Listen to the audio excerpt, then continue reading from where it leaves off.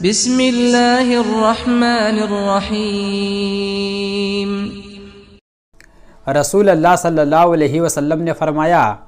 شروع سال سے آخر سال تک جنت کو سجایا جاتا ہے، اور جب رمضان کا پہلا دن ہوتا ہے تو اللہ تعالیٰ کے عرش کے نیچے سے ایک ہوا چلتی ہے اور وہ حوروں کو جنت میں آ کر لگتی ہے۔ اس وقت حوریں یہ دعا کرتی ہیں کہ اے پروردگار، اپنے بندوں میں سے ہمارے لیے بہت جلدی شوہر بنا دیجئے کہ ان سے ہماری آنکھیں ٹھنڈی ہوں۔ اور رمضان کی پہلی رات ہی شیطانوں کو قید کر دیا جاتا ہے اور جنت کے دروازے کھول دیے جاتے ہیں اور دوزخ کے دروازے بند کر دیے جاتے ہیں، اور فرشتہ پکار کر کہتا ہے، اے نیکی کمانے والے آدمی آگے بڑھ، کہ یہ وقت آگے بڑھنے کا ہے اور جنت حاصل کرنے کا ہے، اور اے بدی کرنے والے آدمی برے کام سے بچ، کہ یہ وقت دوزخ سے بچنے کا ہے۔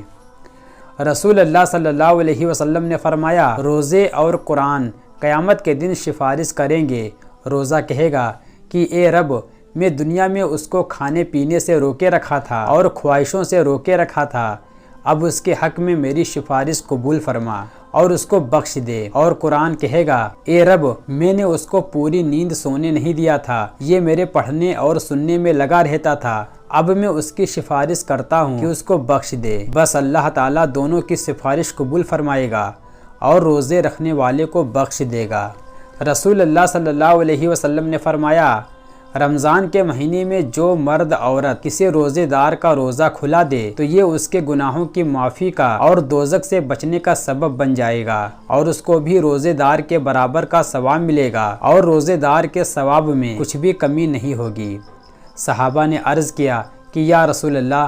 ہم میں سے ہر شخص کو اتنی طاقت نہیں کہ روزے دار کو پیٹ بھر کر کھانا کھلا دیں۔ آپ صلی اللہ علیہ وسلم نے فرمایا، اگر کسی میں اتنی گنجائش نہ ہو تو اللہ تعالیٰ یہ ثواب ان کو بھی دیتا ہے جو کسی روزے دار کو ایک چھوارے سے یا پیاس بھر پانی سے یا دودھ کی لسی سے کھلوا دے، اور جس کو جتنی گنجائش زیادہ ہو زیادہ خرچ کر کے روزہ کھلوائے گا، اس قدر ثواب زیادہ پائے گا۔ رسول اللہ صلی اللہ علیہ وسلم نے فرمایا، ماہ رمضان کے روزے کو اللہ تعالیٰ نے تم پر فرض کیا، اور میں تراویح اور قرآن پڑھنے کو رمضان کے راتوں میں سنت موقدہ کر دیا، جسے پڑھنا ہر مسلمان مرد اور عورت پر ضروری ہے۔ بس کوئی اللہ کا حکم سمجھ کر رمضان کے روزے رکھے اور میری سنت سمجھ کر راتوں کو جاگے، یعنی تراویح پڑھے اور اس میں قرآن پڑھے، تو اپنے گناہوں سے ایسا پاک ہو جائے گا جیسا کہ اپنی ماں کی پیٹ سے بے گناہ پیدا ہوا تھا۔ رسول اللہ صلی اللہ علیہ وسلم نے فرمایا، سونے چاندی کا رکھنے والا مرد یا عورت جو اس کی زکوٰۃ نہ دے گا تو قیامت کے دن اس کا یہ حال ہوگا کہ اس کو سزا دینے کے لیے اسے سونے چاندی کی تختیاں بنائی جائیں گی، پھر ان کو دوزخ کی آگ میں پکا کر اس مالدار کی پسلیوں پر اور پیشانی اور پشت پر ان کو لگایا جائے گا۔ جب وہ تختیاں ٹھنڈی ہونے کو ہوں گی، ان کو پھر آگ میں پکا کر لگایا جائے گا۔ رسول اللہ صلی اللہ علیہ وسلم نے فرمایا، جس کو اللہ تعالیٰ نے مال دیا ہو پھر وہ اس کی زکوٰۃ ادا نہ کرے تو قیامت کے دن وہ مال گنجے سانپ کی صورت میں بنا دیا جائے گا،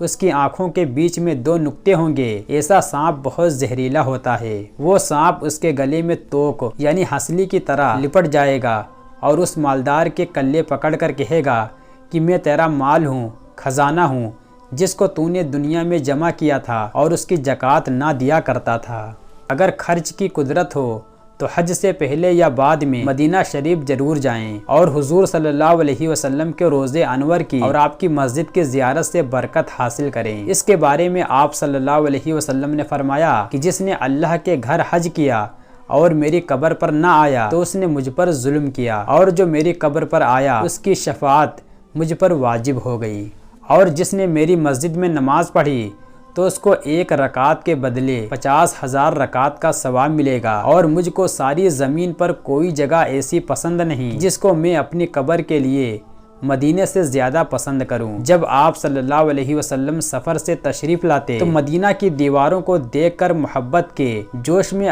اپنی سواری کو تیز کر دیا کرتے تھے۔ سبحان اللہ، مدینہ شریف بھی کیا مبارک جگہ ہے۔